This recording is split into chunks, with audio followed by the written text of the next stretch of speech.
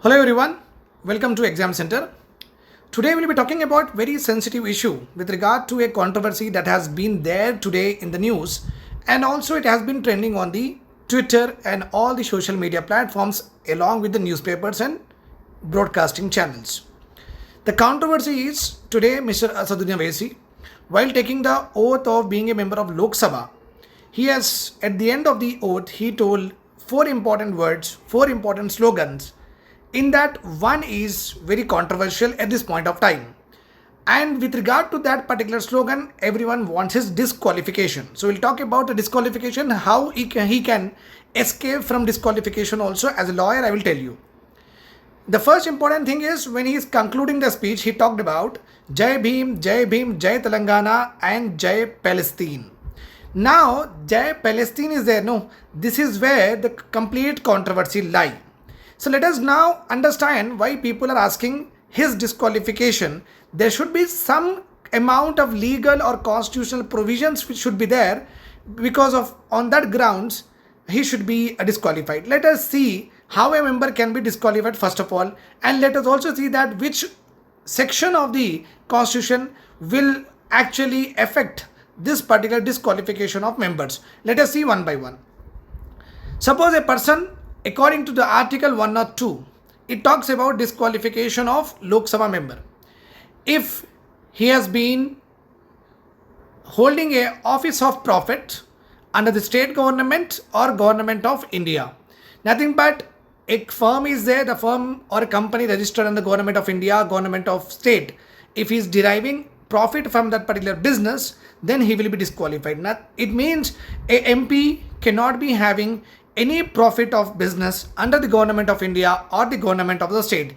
If he is having so, then he can be disqualified. This is one ground. Then other ground we are having that his unsound mind does not understand the things well, and in the normal Hindi language you can understand that he is becoming pagal like that.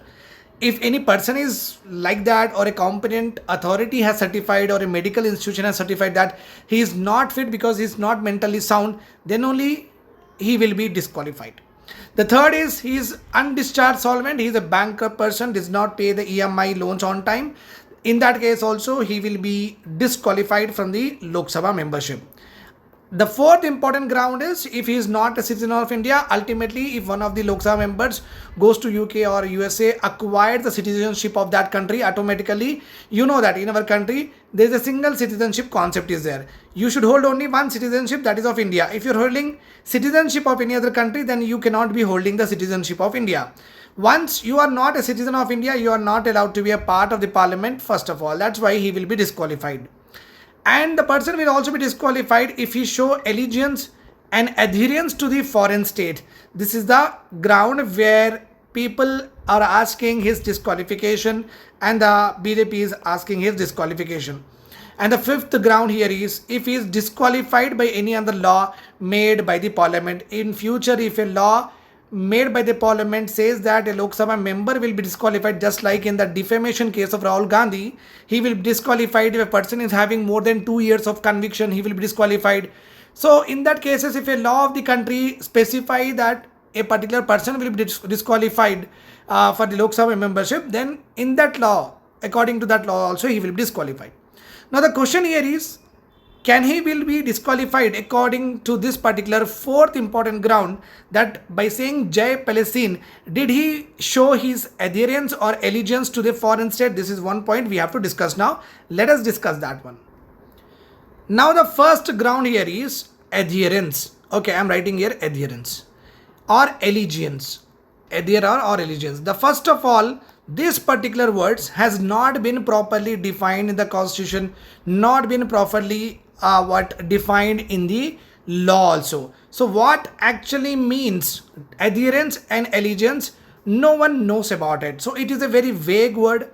It does not have a precise meaning. So this is one important provision that he can easily escape. What does it mean, adherence and allegiance? Giving insights of India's inputs or India's sensitive or confidential information to other countries, that is called as adherence or allegiance. Or respecting or what you say that respecting other countries constitution and demeaning or undermining our constitution, is it called as adherence? And having political connections with that particular country's leader, does it call as allegiance? Or taking funds from the other countries in order to fund his own political party, is it called as adherence and allegiance? So this particular word has not been properly defined in that ground. So that is a very important point that he can be escaped. Another one, if you see in the parliamentary privileges that I will come across in a bit just now, let us see. So you can see here chapter number 8 of the parliamentary privileges. Here you can see very easily, I'll come to that particular point where he can be saved from disqualification. Okay. Freedom of speech in the parliament is properly given here. You can see that. Freedom of speech and immunity from court proceedings. Okay. Members have freedom of speech in house and enjoy immunity from proceeding in any court in respect of anything said or any vote given them in the parliament. Any person said anything in the parliament, he cannot be judged according to the court. Okay. So this is another important provision where he can be easily saved, because a lot of people in the last Lok Sabha session also, one of the Hindu MP has commented like on a Muslim MP, you are katwa, you are this, that, etc. He was saved only because of this provision only. Now the important thing here is, here in the parliament, if anybody says anything, okay, that is subjected to no scrutiny from the court first of all. This all he will enjoy under Article 105(2). The immunity granted to the members under Article 105(2) covers anything said in the parliament, even though it does not strictly pertain to the business before the house. It means what? Anybody can tell anything in the parliament irrespective of whether it belongs to the business, whether it belongs to the topic or not. So this is another immunity that he is having, so that he can easily escape from the disqualification. Now the president has to understand. Now it is up to the president who can go for disqualification, because you know that there are two important Hindutva lawyers are there. We call them as Shankar brothers, Ravi Shankar Jain. Some two important lawyers are there, Hindu lawyers who actually fight for the Hindutva, whatever the concepts and aspects are there. And they did not go to the court because in the parliament, anything done is anyhow barred from the court scrutiny. So they cannot go to the court, because court will say that, so it is anyhow he said in the parliament, we cannot do anything. Many people have told many things about it. That's why they went to what? President, wrote a letter of complaint to the president asking for his disqualification. Now the president does not have that much of, now president should appoint a committee. That committee, and in all the breaches of the parliament, whatever the contempt of parliament is there, it is never written what is the meaning of adherence first of all to the foreign state. This is where he will be completely saved. Remember this point. So that's how legal aspects are available to him. Okay, in most of the cases he is going to be saved in any manner. So that is what my legal understanding is there. Let us see what will happen. Thanks a lot for listening to me. Bye bye. Take care.